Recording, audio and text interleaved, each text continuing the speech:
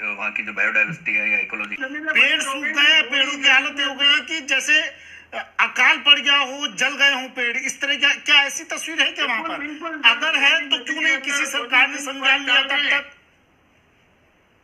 बालोतरा के अंदर आप देखो, बालोतरा के अंदर पूरी फैक्ट्रियों का जो पानी है वो लूणी नदी में जा रहा है और नदी पूरी जहर बन के चल रही है, जिससे आसपास के जितने जीव जंतु है, पशु पक्षी है, जमीन, खेती की जमीन तो किसानों की खराब हुई है, लेकिन जीव जंतु और पशु मर रहे हैं। हम ये चाहते हैं कि भाई लूणी नदी साफ हो, अच्छी हो और लूणी नदी में अच्छा पानी बहे।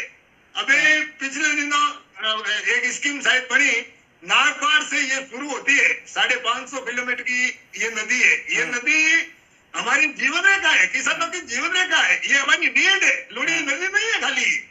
तो हम चाहते हैं कि ये नदी साफ हो। अच्छा, कितने सालों से आप लोग संघर्ष कर रहे हैं, जिम्मेदारों तक आवाज पहुंचाने की कोशिश कर रहे हैं? 40 सालों से संघर्ष कर रहे हैं, बारंबार हमने नदी के लिए धरने प्रदर्शन भी किए। कितने सालों से? को भी हमने अवगत कराया। कितने सालों से? लूणी नदी के अंदर स्वच्छ पानी हो।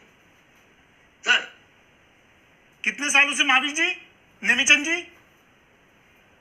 हम पिछले 40 सालों से 40 साल मैं आ रहा हूँ, नेमीचंद जी मैं आ रहा हूँ अब आपके पास। 40 साल बोले आपने, शायद 40 सालों से संघर्ष कर रहे हैं आप, है ना?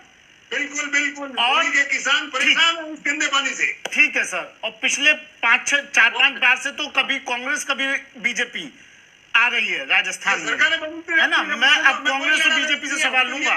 एक सरकार की जिम्मेदारी नहीं, आज दोनों सरकारों की जिम्मेदारी तय होगी, पूर्ववर्ती सरकार की भी, वर्तमान सरकार की भी। सबसे पहले राजेंद्र आर्य।